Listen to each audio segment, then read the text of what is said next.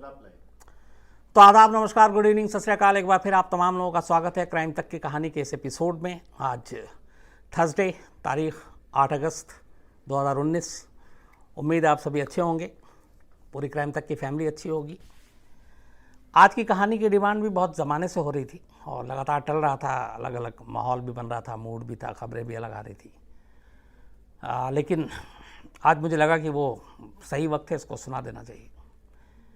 इस कहानी का जो कैरेक्टर है, इस कैरेक्टर के साथ जो जुड़ी हुई चीज़ें हैं, जब मैं आपको बताऊंगा तो ऐसा लगेगा कि कोई आप फिल्मी कैरेक्टर की बात कर रहा हूँ।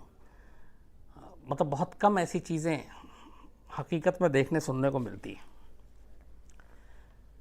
एक शख्स जो बेहद गरीबी से उठता है, पुराने रेडियो जो ख़राब होता है उसके रिपेयर का शॉप खोलता है। महीने में मुश्किल से 100-200 रुपये की कमाई होती है। उसके बाद वो जूते चप्पल की दुकान खोलता है। दुकान चल पड़ती है, फिर वो खुद ही जूता चप्पल बनाने लगता है और अपनी दुकान में बेचने लगता है। फिर उसके बाद उसके नेताओं से दोस्ती होती है। धीरे धीरे उन दोस्ती का उसको फ़ायदा होता है, बिजनेस और चलता है। फिर एक दिन अचानक उसके गांव में एक खबर आती है और पूरा गांव जो है सन्न रह जाता है। पता चला कि उसने 3 हवाई जहाज़ खरीद लिए। अब एक रेडियो रिपेयर शॉप चलाने वाला, और ये भी नहीं कि बहुत 30, 40, 50 साल की मेहनत, ये सब कुछ 5, 10, 12 साल के अंदर। उसके बाद फिर अचानक 3 जहाज़ का मालिक। थोड़े दिन के बाद दूसरी खबर आती है, वो चुनाव लड़ता है। नसीब ऐसा साथ देता है कि पहली बार इंडिपेंडेंट चुनाव जीतता है और फिर सीधे स्टेट होम मिनिस्टर बन जाता है, गृह राज्य मंत्री। सब कुछ उसका, ये सब कुछ ठीक चल रहा है उसका। धीरे धीरे उसके करीब 40 से 45 अलग अलग कंपनी खोल लेता है। गोवा में कैसीनो खोलता है। 40-45 कंपनी का डायरेक्टर होता है। अब उसके पास अरबों रुपए की संपत्ति हो जाती है। लेकिन एक एयर होस्टेस की वजह से उसकी पूरी ज़िंदगी में जो भूचाल आता है, पूरी ज़िंदगी जो पलटती है, फिर एक दूसरी कहानी शुरू होती है। एक एयर होस्टेस की मौत होती है। उस एयर होस्टेस की मौत के कुछ दिन के बाद उसकी माँ की भी मौत हो जाती है। और दूसरा एक, इस पूरी कहानी में जो है उसकी दूसरी कहीं मिसाल नहीं मिलता कि ये शख्स बाकी तो बिजनेस करता ही है, फिर शौक, बड़ी चीज़, अपना न्यूज़ चैनल भी खोल लेता है। और जब पुलिस उसको गिरफ्तार करने के लिए ढूंढ रही होती है, उससे पहले वो बाकायदा मैसेज भिजवाता है कि मैं इस तारीख को इस जगह पे सरेंडर करूँगा। पुलिस की टीम चाहती थी कि उसको सरेंडर करने का मौका ना मिले, उसको गिरफ्तार करें, अरेस्ट करके दिखाएं।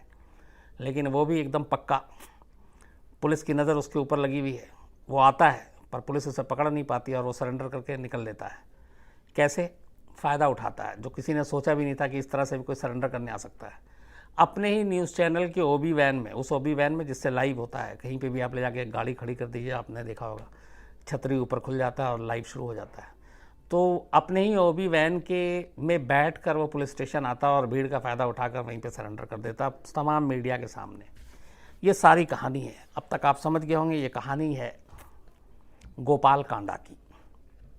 हरियाणा के सिरसा का एक ताकतवर नेता, हरियाणा का गृह राज्य मंत्री, 3 हवाई जहाज़ का मालिक। पर यह सब कुछ कैसे हुआ? गोपाल कांडा एक आम परिवार में सिरसा में रहा। उसने एक रेडियो रिपेयर की दुकान खोली अपने भाई के साथ मिलकर। दुकान उतनी चली नहीं, आमदनी बहुत कम थी। फिर इसने इसके बाद जूते चप्पल की दुकान खोली। जूते चप्पल की दुकान थोड़ी चल गई। फिर उसने कहा कि खुद ही जूता चप्पल बनाते हैं। उसने फैक्ट्री डाल ली। फैक्ट्री डालने के बाद वो अपनी ही फैक्ट्री के जूते चप्पल अपने शोरूम में बेचने लगा। उसके बाद नाम रखा कांडा शू कैंप अपने इस शूज़ कंपनी का। इसी जूते की फैक्ट्री डालने और दुकान चलने के दौरान में उसकी नेताओं के साथ अब थोड़ी जान पहचान शुरू हुई। तब उसने फैसला किया कि चलो जूते चप्पल के बहाने नेताओं के पाँव को नापते हैं। नेताओं के लिए भी जूते चप्पल सप्लाई करने लगा। धीरे धीरे इसकी जो पहली मुलाकात हुई वो ही बंसीलाल के बेटे से। बंसीलाल एक ताकतवर हरियाणा के नेता, बंसीलाल रेल मिनिस्टर भी रहे, हरियाणा के चीफ मिनिस्टर भी रहे। तो उनके बेटे के साथ दोस्ती की नज़दीकी आई। अब सीएम के बेटे के साथ दोस्ती में अपने वैसे ही कद बढ़ जाता है। इसी बीच में बंसीलाल की जब सरकार चली गई तो जो विपक्षी पार्टी थी वहाँ पे देवीलाल के बेटे ओम प्रकाश चौटाला, जब उनकी वो सरकार आई, वो मुख्यमंत्री बने, तो कांडा ने बंसीलाल के बेटे को छोड़ा और ओम प्रकाश चौटाला के बेटे से दोस्ती कर ली। सियासी दोस्ती काफ़ी रास आई। धीरे धीरे इसका धंधा फलने फूलने लगा। नेताओं और सत्ता के गलियारे में बैठने से उसका जो है वो एक कद भी बढ़ने लगा। इसी बीच में जो सबसे बड़ा इसके साथ इंसिडेंट होता है वो ये कि अब चूँकि नेताओं, चीफ मिनिस्टर के बेटे के साथ आपकी दोस्ती है, दोस्तों की लिस्ट में है, तो जो अफसर और बाकी लोग भी होते हैं उन्हें भी ये चीज़ पता होती है, वो भी उस चीज़ की अहमियत को समझते हैं। इसी दौरान में एक IAS अफसर सिरसा में ट्रांसफ़र होकर आए और उस IAS अफसर से गोपाल कांडा की बड़ी गहरी दोस्ती हो गई और कहते हैं सिरसा में बड़े फ़ायदे पहुंचाए उस IAS अफसर ने। इसके बाद उसी IAS अफसर का तबादला हो गया गुड़गांव, जो अब गुरुग्राम है, और हरियाणा अर्बन डेवलपमेंट अथॉरिटी, जिसे हुडा भी कहते हैं, उसमें वो IAS अफसर एक बहुत बड़े पद पे वहाँ पे तैनात किए गए। और उस वक्त गुरुग्राम, उस वक्त बल्कि गुड़गांव जो था वो एक हाईटेक सिटी के तौर पे बसाने का काम शुरू हुआ था। तो जाहिर सी बात है वहाँ पे ज़मीन की जो कीमत थी वो अचानक बहुत बढ़ी। हुडा में रहते हुए उस IAS अफसर ने गोपाल कांडा को मदद की और जो गुड़गांव की ज़मीन की ख़रीद फरोख्त हुई उसमें अब गोपाल कांडा कूद पड़ा। सिरसा से वो उठा और सीधे गुड़गांव पहुँच गया।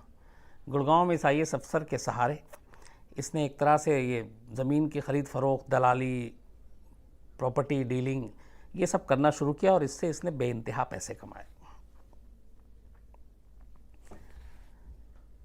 अब गुड़गांव की ज़मीन की वजह से गोपाल कांडा के नसीब और किस्मत दोनों बदल गए।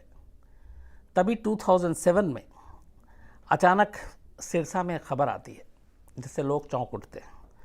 खबर ये थी कि गोपाल कांडा ने MDLR के नाम पे एक अपनी एयरलाइंस कंपनी खोल दी है और इस कंपनी में 3 जहाज़ उसने ख़रीदे जो लीज पे लिए ब्रिटिश कोई कंपनी थी उससे, और ये उसने एक कॉमर्शियल फ़्लाइट की तरह MDLR, इसके फादर का जो नाम था मुरलीधर लखराम, तो उन्हीं के ऊपर रखा था इसने MDLR एयरलाइंस कंपनी। अब इसकी कद अचानक इसका बढ़ गया, एविएशन में घुस गया, एयरलाइंस, 3 जहाज़ खड़े हुए हैं। और उसके बाद इसी के साथ इसने गोवा में कैसीनो खोला, प्रॉपर्टी डीलिंग अलग, फिर स्कूल खोलने लगा, कॉलेज खोलने लगा।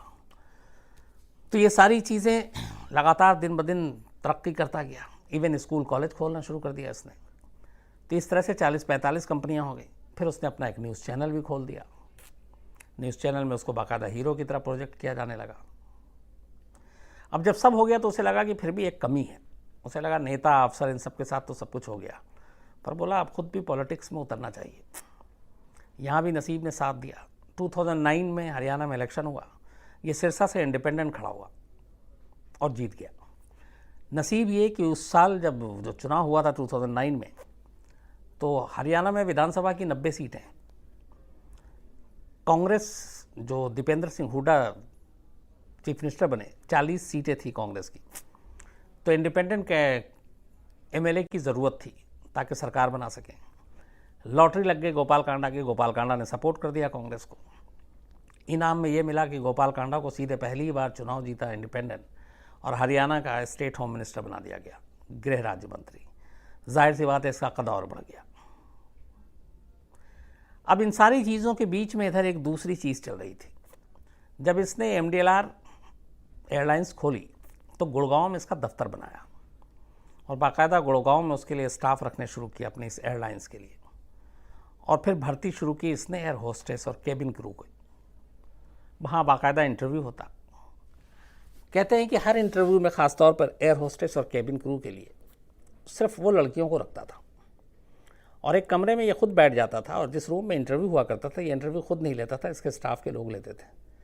CCTV फुटेज कैमरे से वो लगातार उस इंटरव्यू को पूरा देखता था और उस कैंडिडेट को भी देखता था। वहीं 2008 में दिल्ली की एक लड़की गीतिका शर्मा, जिसने जस्ट 12वीं पास किया था, वो वहाँ पहुँचती है केबिन क्रू के पोस्ट के लिए।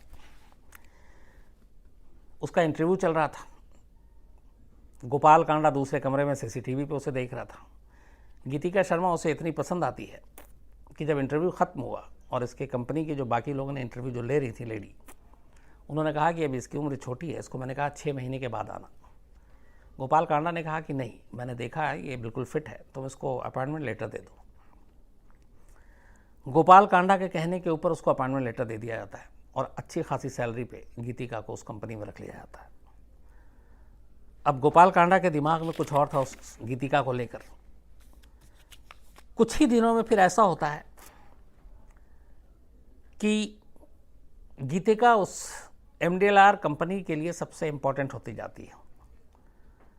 गोपाल कांडा उसे बहुत जल्द केबिन क्रू से उठा के एयर होस्टेस बना देता है। थोड़े दिन के बाद उसको वो उस कंपनी का डायरेक्टर बना देता है। सारे लोग हैरान कि ये क्या हो रहा है, लेकिन वो लगातार फिर उसके बाद घर आना जाना शुरू होता है। यहाँ तक कि BMW कार भी देता है गीतिका को। अब ये सारी चीज़ें चल रही थी, लेकिन इस बीच में फिर जाहिर सी बात है MDLR जो एयरलाइंस खोली वो चली नहीं।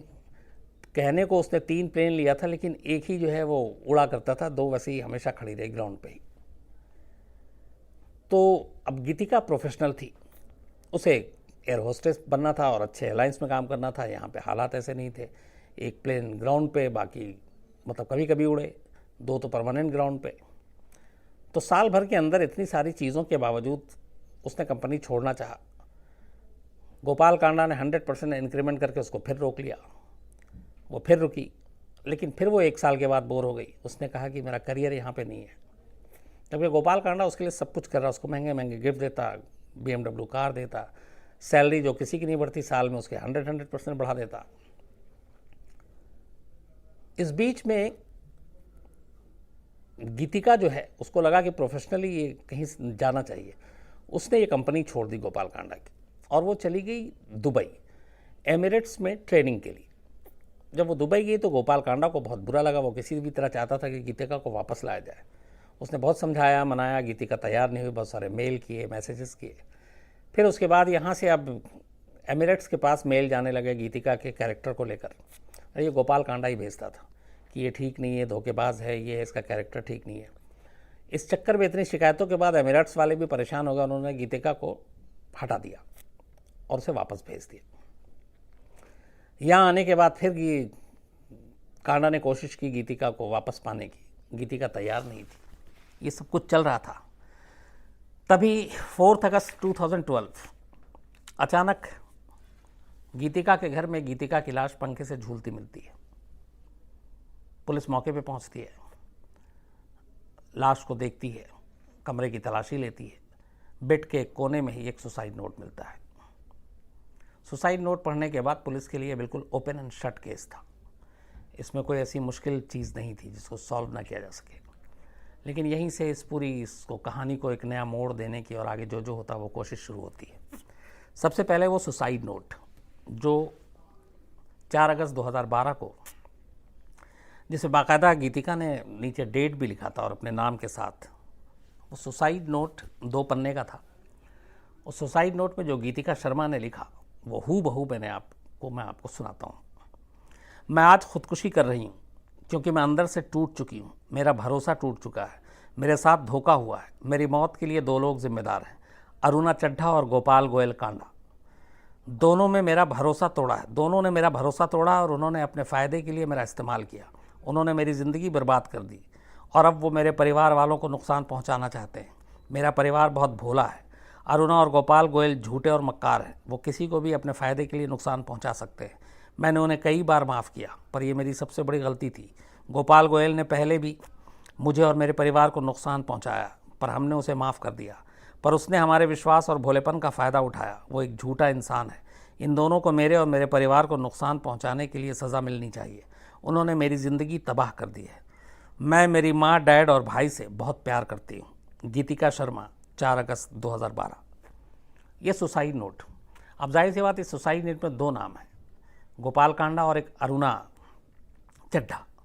अरुणा चड्ढा भी इसी MDLR कंपनी में एम्प्लॉय थी और गोपाल की बहुत ख़ास। कानून ये कहता है कि अगर किसी को खुदकुशी के लिए उकसाने का कोई सबूत मिलता है और किसी वजह से कोई अपनी जान देता या देती है तो वो गुनहगार है, उसको खुदकुशी के लिए उकसाने के धारा के तहत गिरफ्तार करना चाहिए। जब ये सुसाइड हुआ उस वक्त गोपाल कांडा हरियाणा का गृह राज्य मंत्री था। पुलिस के हाथ में सुसाइड नोट, पुलिस के सामने लाश। कायदे से पुलिस को फौरन गोपाल कांडा को गिरफ्तार करना चाहिए, कम से कम पूछताछ तो करनी ही चाहिए। दिल्ली पुलिस इंतजार करती रहती है, गिरफ्तार नहीं करती है। इसके बाद 4 अगस्त से लेके धीरे धीरे दिन बीतता है। इधर जब यह खबर आती है तो गोपाल कांडा अपने घर में बैठा हुआ है। गोपाल कांडा कहीं भाग नहीं रहा, फरार भी नहीं हो रहा है। इधर दिल्ली पुलिस उसको पकड़ने नहीं जा रही। अब आलम यह कि दिल्ली पुलिस से सवाल हो रहा कि भैया आपके पास सुसाइड नोट है, आपके पास गीतिका की लाश है, उनके घर वालों के बयान है, और जिसके ऊपर उंगली उठा रही है आप उसको गिरफ्तार क्यों नहीं कर रहे हैं? पुलिस कह रही है हम कर रहे हैं, पहले जांच कर रहे हैं। 5 दिन तक गोपाल कांडा अपने घर में बैठा रहा। इस दौरान सारे चैनल जा जाकर उसका इंटरव्यू करते रहे, पूछते रहे। उसके ऊपर जो इल्ज़ाम लगा सुसाइड नोट में जो कुछ कहा वो अपनी सफाई देता रहा। ये भी कहा गया कि गिरफ्तार आपको किया जा सकता है, तो उसने कहा मैं घर पे हूँ, जब भी पुलिस आना चाहे आए गिरफ्तार कर ले। पुलिस वाले से पूछे तो उन्होंने कहा कि हम अभी पूछताछ करने का फैसला करेंगे, उसके बाद देखेंगे गिरफ्तार करना नहीं। 5 दिन बीत गए। 5 दिन के बाद अचानक जब बहुत प्रेशर पड़ा फैमिली का, मीडिया का, कानून के जानकारों ने कहा कि अगर ये सारी चीज़ें हैं, सुसाइड नोट में साफ साफ नाम है, तो पुलिस को गोपाल कांडा को अरेस्ट करना चाहिए। फिर बात ये भी आ गई कि क्या एक पॉलिटिशियन, एक ताकतवर आदमी, उसके लिए कानून अलग, आम लोगों के लिए कानून अलग। तब दिल्ली पुलिस की फजीहत हुई।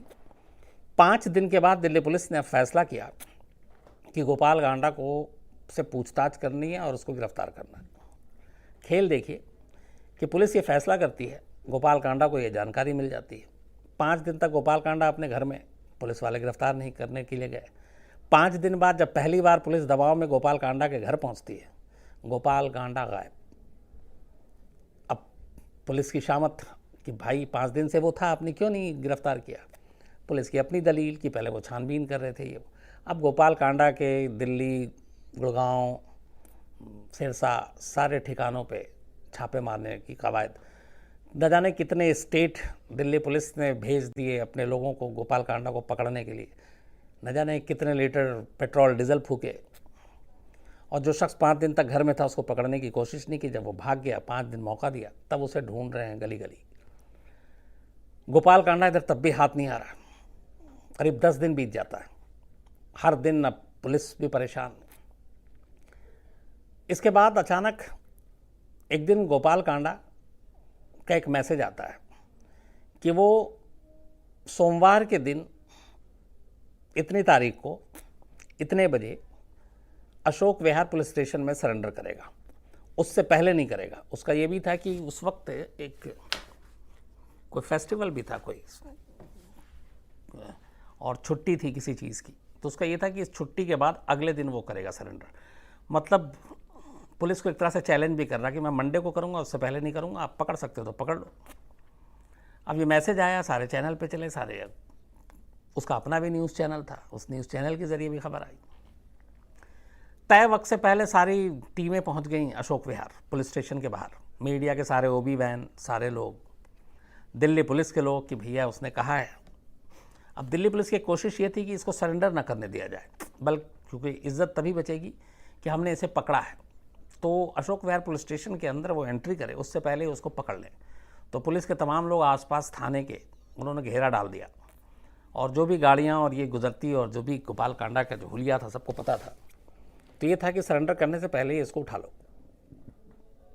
चप्पे चप्पे पे नज़र थी, मीडिया के सारे कैमरे ऑन, पर वो तय वक्त में नहीं आया। करीब उससे 2-3 घंटा आगे निकल गया। पुलिस को लगा कि झूठ बोला है उसने, हम सबको भी लगा कि धोखा दिया है, ये सरेंडर नहीं करेगा।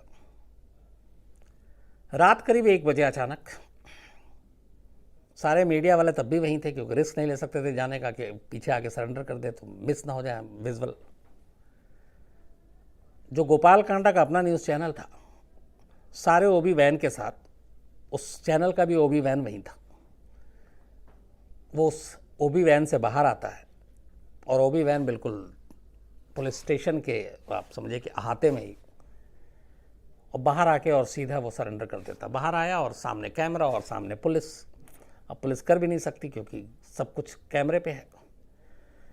तो इस ड्रामाई अंदाज में वो अपने ही चैनल के ओबी वैन में आता है और अशोक विहार पुलिस स्टेशन में सरेंडर करता है। फिर पुलिस पकड़ती है। इसके बाद सारी छानबीन, पूछताछ, ये सब कुछ चलता रहता है। अब जब ये सारी चीज़ें होती हैं कि एक लड़की ने सुसाइड किया, रीज़न क्या है। अब इस सुसाइड नोट जो मैंने आपको पूरा सुनाया, इसमें 2-3 चीज़ें ध्यान देने वाली बात।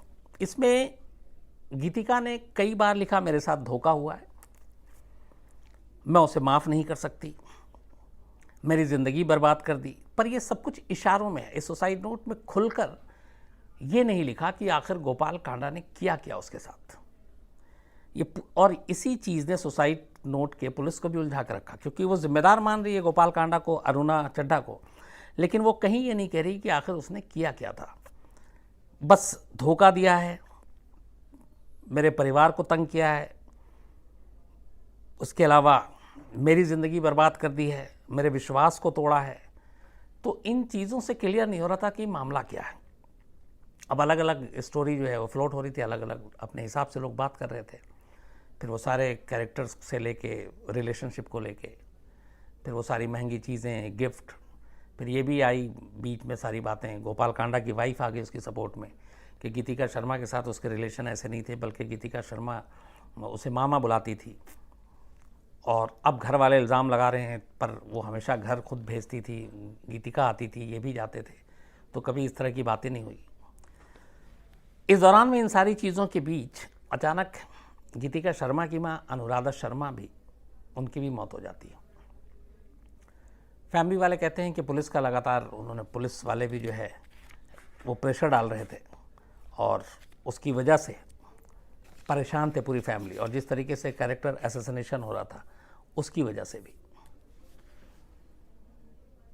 अब पुलिस जांच करती है पूरे मामले की, सारे मेल्स, कुलीग, बाकी चीज़ों को खंगाला जाता है और आखिर में पुलिस इस नतीजे पर पहुंचती है कि गोपाल कांडा गीतिका पर फिदा था और इन दोनों के बीच में एक रिश्ता था।